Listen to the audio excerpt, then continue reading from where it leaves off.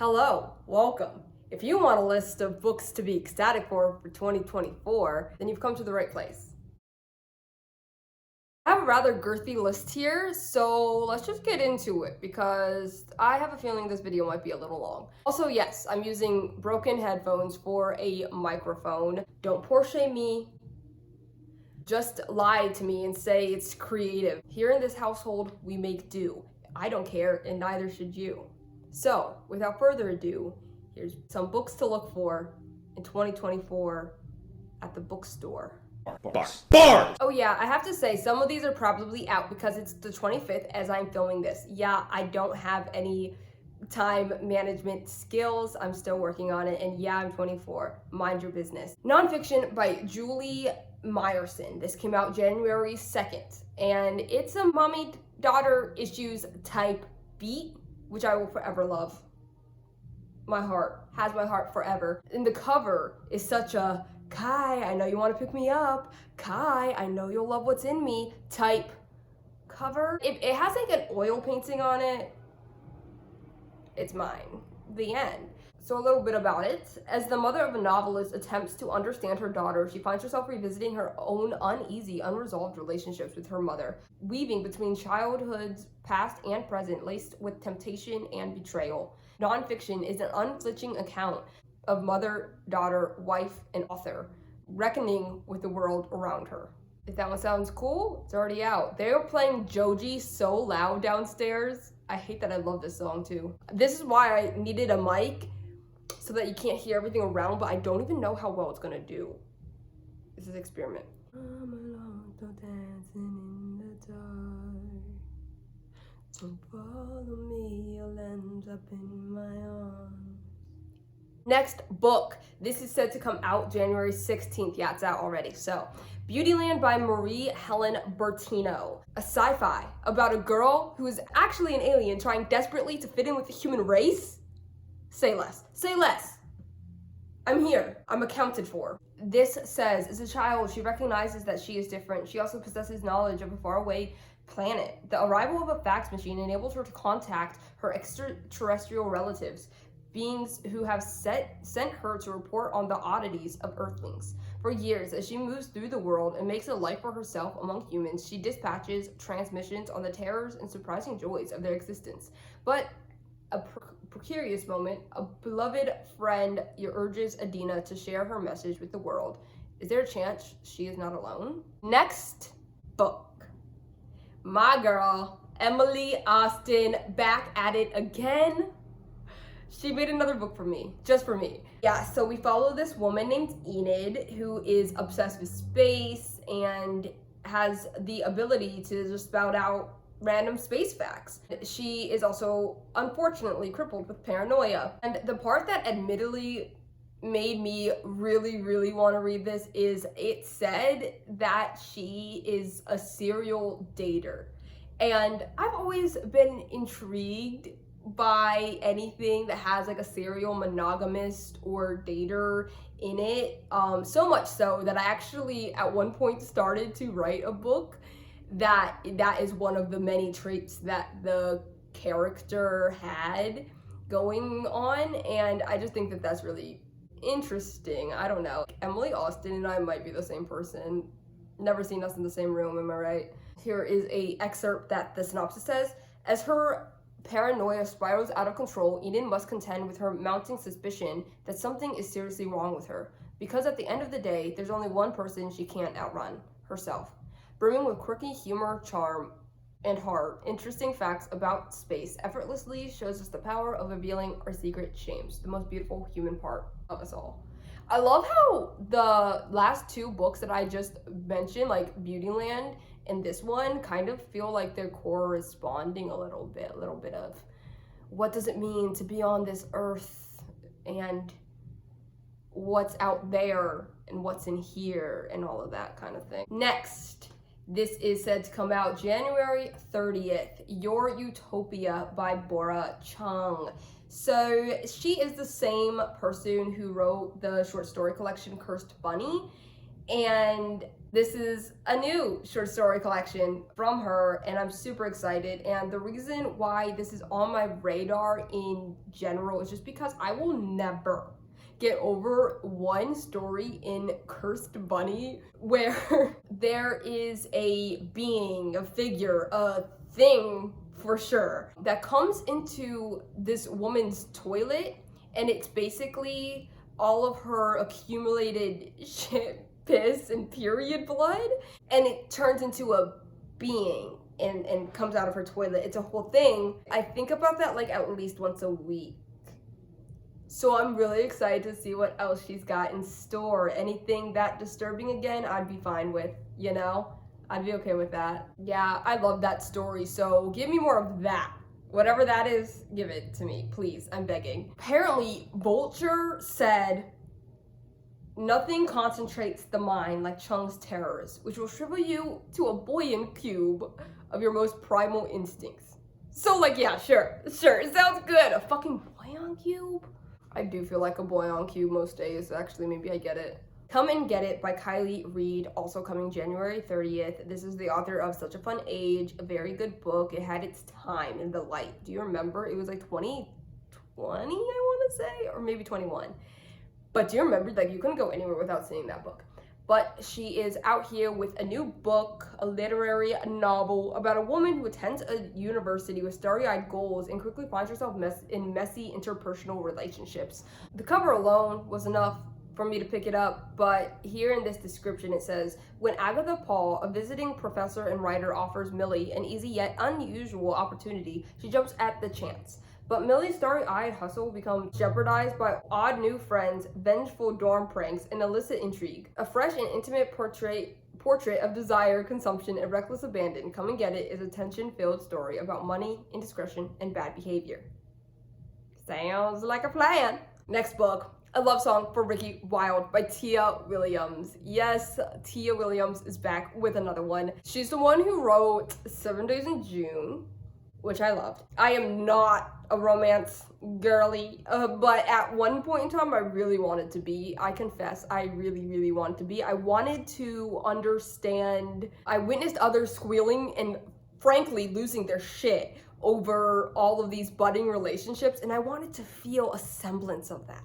Just a tiny smidge. I never have, except for in 7 Days of June. That's the only time I ever felt that way. So I'm hoping that she can do that for me again. I don't want to look at what the book synopsis is about. I don't want to know too much because, like, that might turn me off. It's a whole thing. It's my own confusing little thing, but that might be a problem for me. If I know too much about it, I'll be like, oh, that's like not my subject matter that I care about. And I might judge it too quick, and I don't want to do that. So I did not look at the synopsis. So don't ask me what it's about. I just have to say, like, look at this spectacular, beautiful art of a cover. Are you kidding? It looks like it could be iridescent or something too. Like, that would be so awesome if it is. I want to see that so bad. Honestly, like, I need this as a poster or something. That's all I need in this world, is this cover as a poster so I can stare at it all day. I Love You So Much, It's Killing Us Both by Maria Stovall. It's supposed to be coming out February 13th. This is a story about turbulent girlhood friendships. We've all been there. Well, maybe you have, not me, because I've barely had any friends and I have always made frantic efforts to avoid any type of conflict or tumultuous emotions. But from the distance, it always seemed like a rite of passage to have such a girlhood. Also, there is like punk and emo culture spoken about throughout this book, so. Oh yeah, you didn't know this about me, but I'm like emo on the inside. Like, I never really outwardly did it. Like, black kids are not allowed to be emo. Their parents would be like, oh, what is this bullshit? But I did have a lot of band merch, and I like me some emo stuff. My Chemical Romance, sign me up. Pierce the Veil, even better, you know? Okay, it says, then after a decade of estrangement, she receives a letter from her former best friend. Fiona's throwing a party for her newly adopted daughter and wants Kaki to join the celebration. Kaki is equal parts terrified and tempted to reconnect. The platonic love was confusing, all-consuming, and encouraged. their worst impulses. While stalling her RSVP, Kaki starts crafting the perfect mixtape, revisiting memories of formative shows, failed romances, and the ups and downs of desire and denial, while weighing the risks and rewards of saying yes to Fiona again. Sounds intense, not gonna lie. The Book of Love by Kelly Link, coming out February 13th. This is entirely out of my comfort zone, okay? But the concept is intriguing enough for me to be curious and to take a peek inside. It's about these 3 high school girls who have died, and yet they're all still existing on this earth. The one thing I'll say is it's supposedly like a resurrection story, which I have my own opinions about. Like, I have beef with that trope. Like, you're gonna tell me that this person who was dead is now alive? And like, doesn't that just fuck with the entire fabric of time and space, or what? Like, how can that actually be? Good thing that this book is considered fantasy, sci-fi, mystery, magic, and thriller. So anything, and I mean anything, could happen. The Book of Love showcases Kelly Link at the height of her powers, channeling potent magic and attuned to all varieties of love, from friendship to romance to abiding family ties, with her trademark compassion, wit, and literary daring-do. Readers will find joy and a little terror and an affirmation that love goes on, even when we cannot. Cute! Memory Piece by Lisa Ko, March 19th. 3 teenagers in the 1980s become unlikely friends because they all long for something different, whatever that means. That's what the synopsis said. Over time, their friendship matures and changes, their definitions of success becomes complicated, and their sense of what matters evolves, moving from the pre-digital 1980s into the art and tech subcultures of the 90s, a strikingly imagined portrait of the 2040s. Memory Place is an innovative and audacious story of 3 lifelong friends as they strive to build satisfying lives in a world that turns out to be radically different from the one they were promised. This sounds really good. Like, I love a good, like, near future thing too, like 2040s. Yes, please. It's crazy. Like, I'll be in my 40s then. Like, I'm still gonna be alive, but it doesn't feel real, like, you know? Well, hopefully. Okay, next. The Extinction of Irina Rey by Jennifer Croft. This comes out March 5th. I'm actually reading a Jennifer Croft right now. It's her memoir, Homesick, and it's good, but depressing as all hell. It's so sad. This one is fictional. It seems kind of fun in a bit of a morbid way. Irina Rey, a Polish author, is accompanied by 8 translators. They go off to the woods to help translate this author, Irina Rey, her magnum opus. Listen to this, okay? Tell me this doesn't sound like kind of a little bit fun. The translators, who hail from 8 different countries but share the same reverence for their beloved author, began to investigate where she may have gone while proceeding with work on her masterpiece. They explore the ancient wooded refuge with its intoxicating slime molds and lichens, and study her exotic belongings in layered text for clues. But doing so reveals secrets and deceptions of Irina Rey's that they are utterly unprepared for.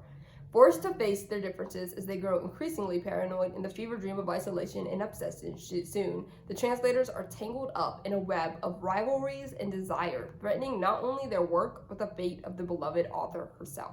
Annie Bot by Sierra Greer, March 19th. Man X Robot equals love? Annie Bot was created to be the perfect girlfriend for her human owner, Doug. Designed to satisfy his emotional and physical needs, she has dinner ready for him every night, wears the per outfits he orders for her, and adjusts her libido to suit his needs. True, she's not the greatest at keeping Doug's place spotless, but she's trying to please him. She's trying hard. She's learning, too. Doug says he loves that Annie's AI makes her seem more like a real woman, so Annie explores human traits such as curiosity, secrecy, and longing. If you go on with the synopsis, like, it kind of is like, but what does that mean for her? Like, she's kind of turning more human, and she was not created to do exactly that. So what happens? I don't know. Read to find out. James by Percival Everett. I really just want to be done with this already. I'm only at number 12. This is kind of torturous. A retelling and Percival Everett, I am so utterly down. So down. And so this is a retelling of Huckleberry Finn. I just know it's about to eat I know he's about to slay that shit like he always seemingly does. I can't wait one day to have read all of his books. When the enslaved Jim overhears that he is about to be sold to a man in New Orleans, separated from his wife and daughter forever, he decides to hide on nearby Jackson Island until he can formulate a plan. Meanwhile, Huck Finn has faked his own death to escape his violent father, who recently returned to town. As all readers of American literature know, thus begins the dangerous and transcendent journey by raft down the Mississippi River toward the elusive and too often unreliable promise of the free states and beyond. A Year of Last Things by Michael Ondaatje. This is supposed to come out March 19th, and I just put it here because I miss a good poetry collection. Okay? Following several of his internationally acclaimed novels, A Year of Last Things is Michael Ondaatje long-awaited return to poetry. In pieces that are sometimes witty, sometimes moving, and always wise, we journey back through time by way of alchemical leaps. I need water. I actually haven't had water at all today, and it's like 12 o'clock. Don't Be Like Me, Kids. Worry by Alexandra Tanner. March 26th. So basically, it's one of those anything that will go wrong can go wrong type stories. Honestly, I was reading the synopsis and I'm like, this sounds like a freaking headache. Holy fuck. Then the hives that plagued Poppy since childhood flare up. Julie's uterus turns against her. Poppy brings home a maladjusted rescue dog named Amy Klobuchar. Walker, I think I'm supposed to know who that person is, but I don't. The girl's mother, a newly devout Messianic Jew, starts falling for the same deep state conspiracy theories as Julie's online mommies. A trip home to Florida ends in disaster. Amy Kobolder may or may not have rabies, and Jules struggles half-heartedly to scrape her way to source of her ennui. Oh my god, it's so hard for me to pronounce things right now. I feel like I have marbles in my mouth, and it would be this fucking time. It doesn't help that I haven't had water, and it doesn't help that I'm very frazzled. Slowly and cruelly coming to blame Poppy for her own insufficiencies as a friend, a writer, and a sister. As the year shambles on and how in a new decade looms near, Jules and Poppy, comrades, competitors, permanent fixtures in each other's lives, must ask themselves, what do they want for their futures to look like? And they'll spend time together or apart. Oh yeah, and this all takes place during the Pandudu. Yeah, so on top of that, they're dealing with that. So it's just like all the chaos all the time, I guess, is what a person wanted to write about, which fair enough, because I will read the fuck out of it. I Cheerfully Refuse by Alif Anger, April 2nd. A man named Rainey tries to find his wife while sailing on Lake Superior. He has many tribulations that eventually lead him to a land that is eerily similar but dramatized to the current system we have in place. After encountering lunatic storms and rising corpses from the warming depths, he eventually lands to find an increasing desperate and illiterate people, a malignant billionaire, ruling class, a crumbled infrastructure, and a lawless society. As his guileless nature begins to make an inadvertent rebel of him, Rainey's private quest for the love of his life grows into something wider and wilder, sweeping up friends and foes alike in his wake. Now they're playing Pretty Girl by Tiara or whatever her name is. A Pretty Girl. The Husbands by Holly Gramazio. April 2nd. A woman has a husband that she didn't know that she had. What would we do without you, sci-fi? When Lauren returns home to her flat in London late one night, she is greeted at the door by her husband, Michael. There's only one problem. She's not married. She's never seen this man before in her life. But according to her friends, her much improved decor and the photos of her phone, they've been together for years. Kitty by L. McNicol. Coming out April 4th. So I read a book called A Kind of Spark by the same author this past year, and I really loved it, but I especially loved the main character's older sister.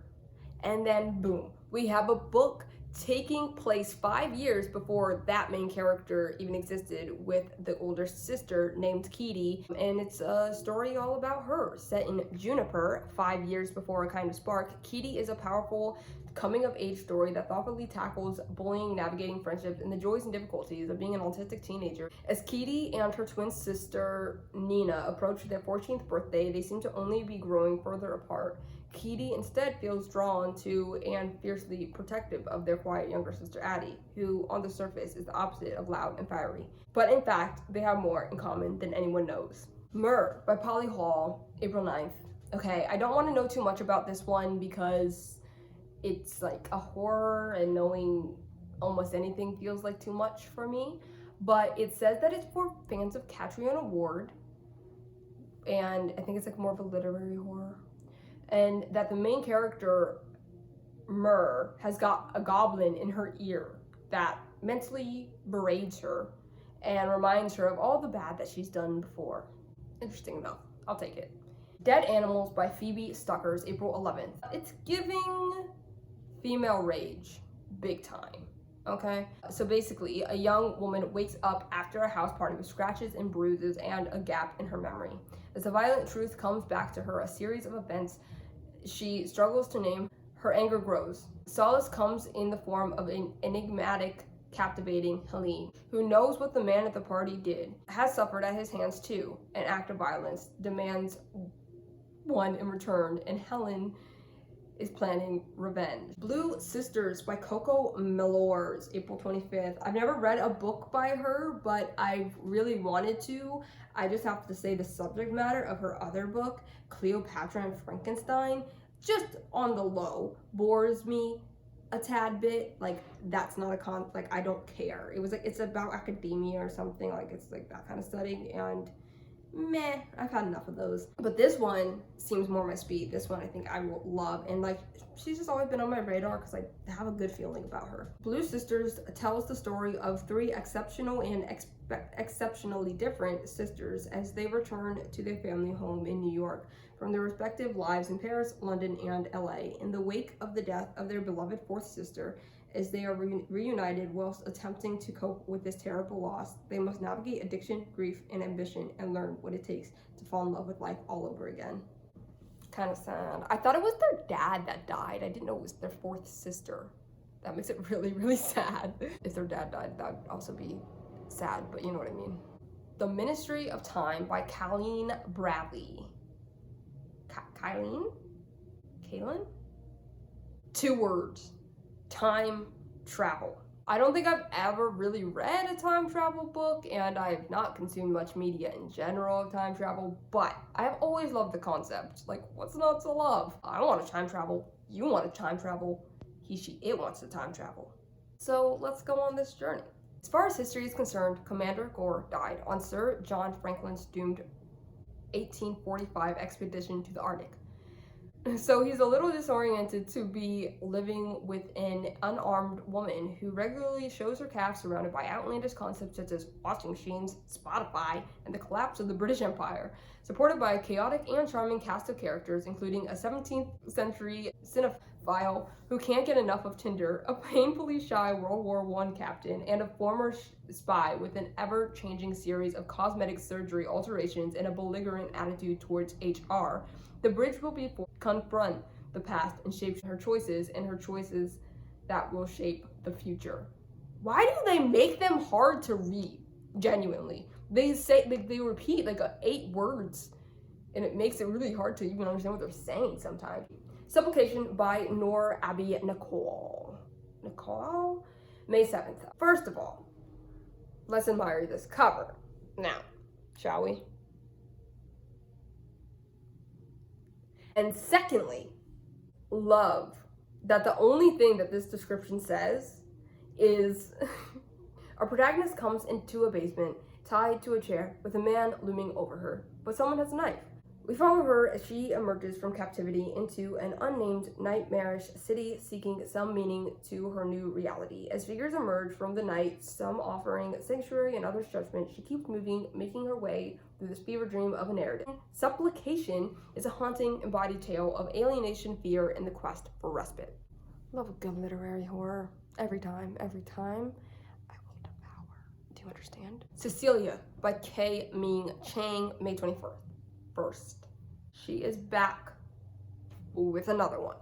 Okay, to be fair, I haven't actually read any of her books. I know, but I have really, really wanted to.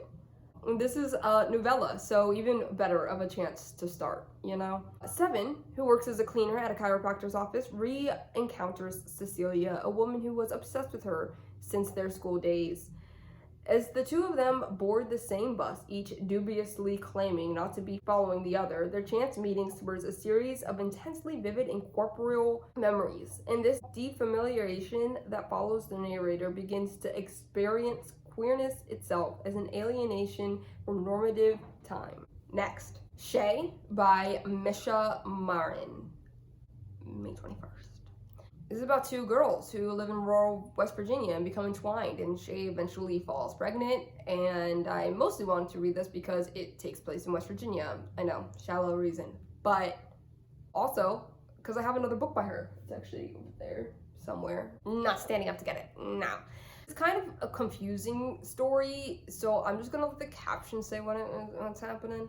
The two become fast friends and then more, but when Shay becomes pregnant, Cam begins a different transition, trying on clothes that Shay can no longer fit into and declaring female pronouns. She is unsure of what to think or feel, but Shay tries to be fully supportive as Cam becomes the person she wants and needs to be. After a traumatic C-section and the birth of her daughter, Eva, Shay is given opioids to manage the intense pain during the first few years of Eva's life. Shay's dependence shifts from pain management to addiction, and her days begin to revolve around getting more pills. In the heart of rural West Virginia, opioids are dispensed as freely as candy, and she is just one of many to fall victims to addiction. Meanwhile, Cam continues to transition, embracing her true self, new life, and new relationships, meaning she must quickly face the reality of being a trans woman in rural America. And that's what intrigues me the most about this, is just like, yeah, both the opioids crisis and being trans in a place where it's not deemed safe to be so because we have maniacs out here, are both very, like, that subject matter that you kind of don't see that much. And so that's why I'm really, really excited. Like, I'm glad somebody's talking about this in in any kind of light, so. Loving is easy, everything's perfect. Please don't change a single little thing for me. Lies and Weddings by Kevin Kwan, May 21st. So this is the author of Crazy Rich Asians, and he is back with another messy, fun rom-com, okay? Should he marry Soline de Courcy, a French hotel heiress with honey blonde tresses in a royal bloodline? Should he pursue Martin Dung, the tattooed venture capital genius who passes out billions like lollipops? Or should he follow his heart, betray his family, squander his legacy, and finally confess his love to the literal girl next door? A volcanic eruption burns through the nuptials, and a hot mic exposes a secret tryst the Grisham family plans, and their reputation go up in flames. Can the once great dukedom rise from the ashes, or will a secret tragedy hidden for 2 decades reveal a shocking twist? That actually sounds good as fuck. I can't lie, that sounds good as fuck. Private Rights by Julia Armfield. We're back with another literary horror with Julia Armfield. Absolutely loved Our Wives Under the Sea, and so I'm very ready to see what else she has got in store. It's been raining for a long time now, for so long that the lands have reshaped themselves and the cities have retreated to higher stories. But places have been lost, arcane rituals and religions have crept back into practice. Sisters Isla, Irene, and Agnes have not spoken in some time when their estranged father dies. That's where I got the father dying. A famous architect revered for making the new world navigable. He had long cut himself off from public life. They find themselves uncertain of how to grieve his passing when everything around them seems to be ending anyway. Half of these books, I'm just like, can I have it now though? How about now? That's all I want to read now. I'm not going to be able to read until June 6th when Private Rights comes out, or insert other date when some of these other books come out, like Margot's Got Money Troubles by Rupi Thorpe. I'm a simple person. I see a woman looking distressed on the cover, I pick it up. It also seems rather timely.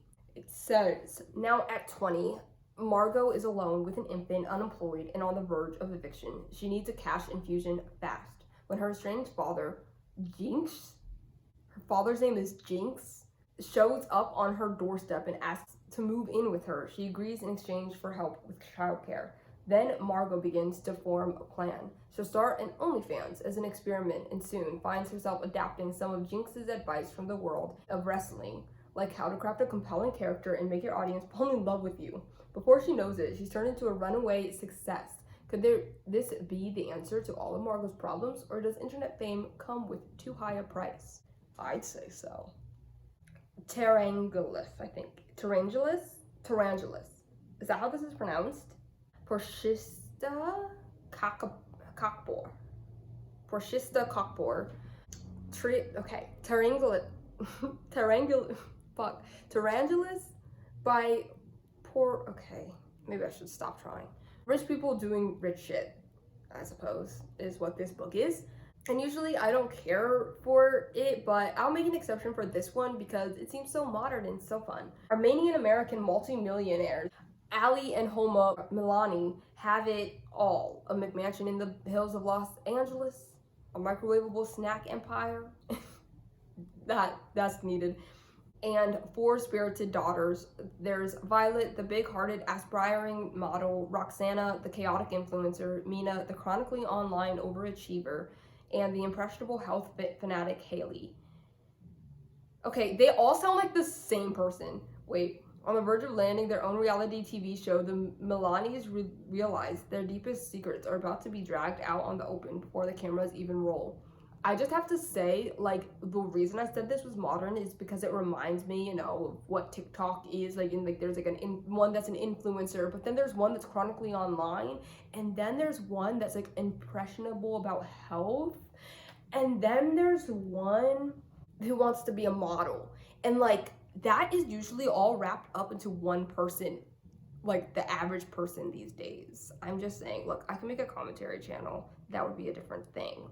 But I could talk a thing or two about TikTok, is all I'm saying, and the influence that it has on this world and our children and our society.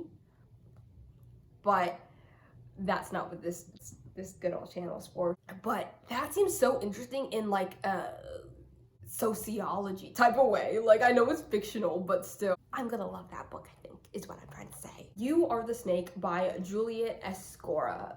This comes out June 18th. It's a short story collection with a cool title and a cool cover. It sounds right up my alley. It says, exploiting the form of the short story in a voice entirely her own, You Are the Snake resists easy moralizing by subverting our expectations of how narrative functions. While Escoria plumbs the depth of girlhood and new womanhood, she leaves room for oddness, impulses, and yearning. Each story contains its own world, be it the suburbs of California or the mountains of West Virginia. Hey, but taken as a whole, this collection is expanding and challenging, corrupting expectations about what women can be and what they can write. The Eyes Are the Best Part by Monica Kim comes out June 25th. All I know is that there is a comparison of Crying in H Mart and My Sister, the Serial Killer, and I loved both of those books for very different reasons, if you can imagine. So I'm very intrigued. Ji-won's life tumbles into disarray in the wake of her appa's extramarital affair and subsequent departure, her mother distraught, sister hurt and confused, her college freshman grades failing, her dreams horrifying yet enticing. In them, Ji-won walks through bloody rooms full of eyes, succulent blue eyes, salivating blue eyes. Eyes the same shape and shade as George's, who is Uma's obnoxious new boyfriend. George has already overstayed his welcome in her family's claustrophobic apartment.